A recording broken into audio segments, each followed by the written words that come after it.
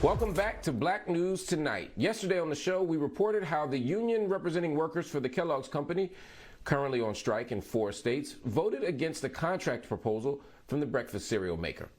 The bakery, confectionery, tobacco workers, and Grain Millers International, also known as BCTGM, that's the union involved there, said on Tuesday that a majority of workers voted down a 5-year offer from the company that would have included 3% annual raises and a continuation of health care benefits.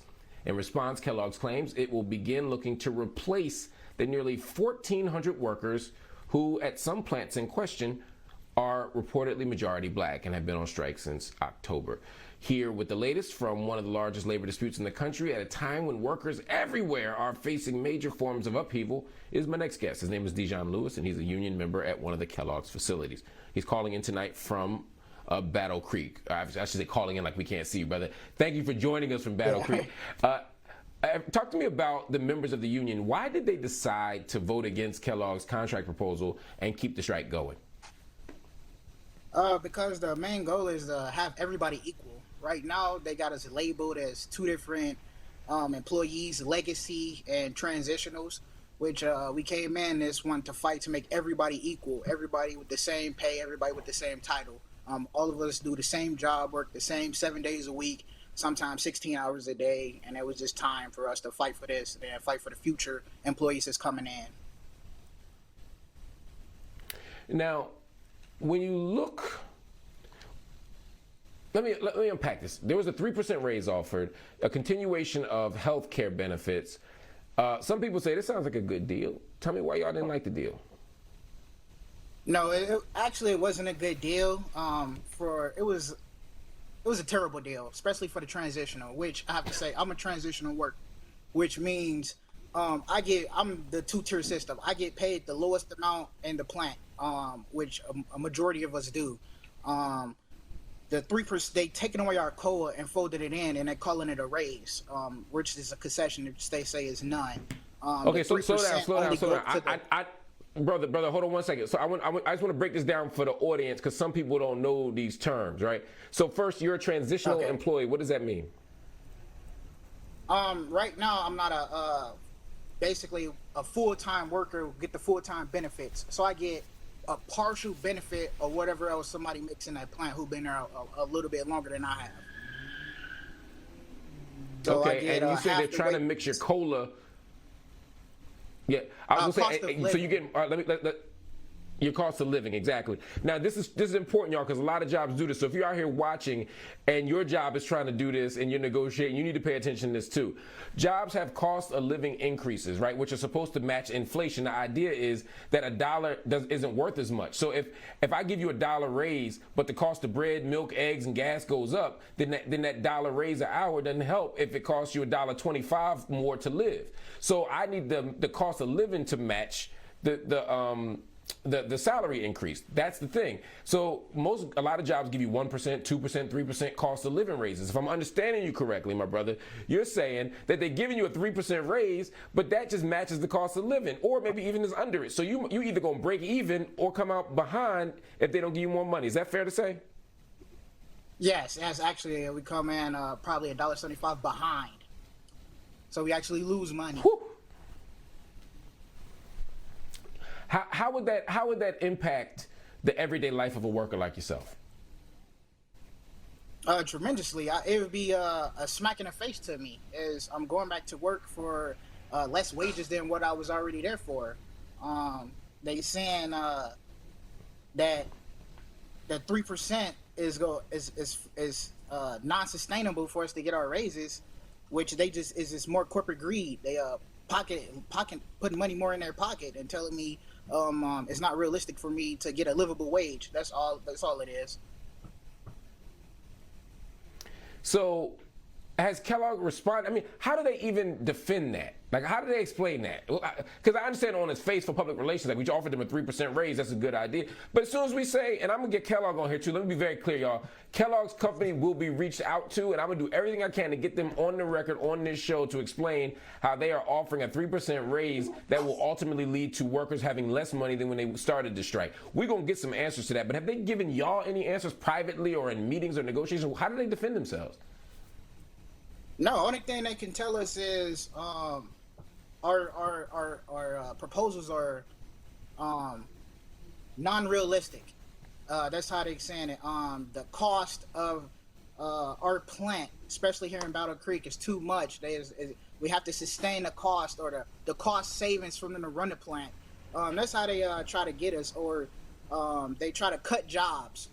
This Labor Day, they told us they was cutting 174 jobs because it wasn't enough money for their company. But if you look at all the reports, they made 550 billion in profit in 2020. So that's how they get it, to try to have the union give them more to try to save jobs or try to keep business going. That's how they all just try to trick you. Wow. So what do you make of Kellogg's statement where they said that they intend to replace the people who stay on the picket line? They said if y'all stay on this picket line and don't come back to work, we're going to start replacing them. It was heartbreaking, especially for me. It was heartbreaking, and it was a smack in the face for all the hard hours that everybody works there, and for everything we know that we do for this company. For them to tell us that you guys are replaceable, we went from heroes to zeros real quick. All during the pandemic, we was essential workers. They needed us. They gave us special letters to come to work if we ever got stopped. We was there. We was their go-to. We put that in. We gave up a lot of time with our families to be there and make sure business was up and running for us to feed the nation and feed the world. And then when we come to this contract where we say we just want to be equal with everybody in this plant, we see we made profit, we're doing good, business is doing good. They was like, no.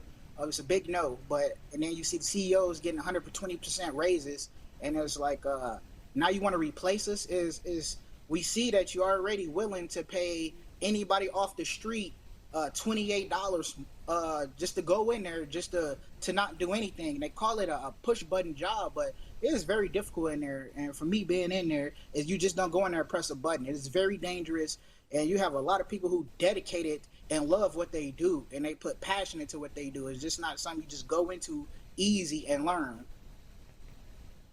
Absolutely. Now, they basically have not random, but they have people coming in, scabs, replacement workers, people who don't have the ability to do the job with the level of skill that you have. And this is something that we've seen over the years, something called de-skilling, where they effectively make the jobs in such a way that the skilled labor is not needed. They automatize it, they systematize it so that they can justify paying y'all less or replacing you. But that seems to be what's going on here. I mean, what do you do if they permanently replace y'all or permanently eliminate the jobs? And we talking about not just workers, we're talking about black workers. A lot of these places where they're going to replace the bulk of the workers, these are majority black employees, no? Yeah, and especially in Memphis, it's definitely hitting them. I wouldn't say harder, but it's very familiar for them. Memphis was also locked out in 2015 for another supplemental dispute. And when they locked them off in 2015, the other plants couldn't help and join because they was threatening to move jobs. And when they get to threatening to move jobs to over Mexico, and then they turn each plant against each other. So it's if we mind our business or we don't help as much over here, we get to keep our jobs. And that's something I don't like either, when they try to pin us against each other. To when you fight for something that's right, and then they kind of dangle the carrot over in one area and make you turn against each other. And that's something I think we all just need to stick together with on that. So I commend all the legacy workers right now who get the picture. Absolutely. Well, brother, stay strong, keep fighting. We got your back here. And everybody, I want to be very clear. Kellogg's has the opportunity to come on this show. We're going to ask them to come on. We're going to ask them for a statement.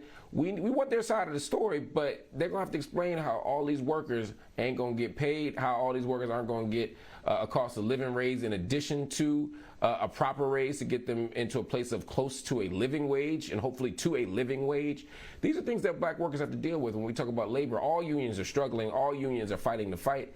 But black workers, even within the union, often have a heavier load to lift. And we see that right now with what's going on with the Kellogg's company. So keep your eyes tuned to this story. We'll help you keep them tuned because we're going to cover this every chance we get.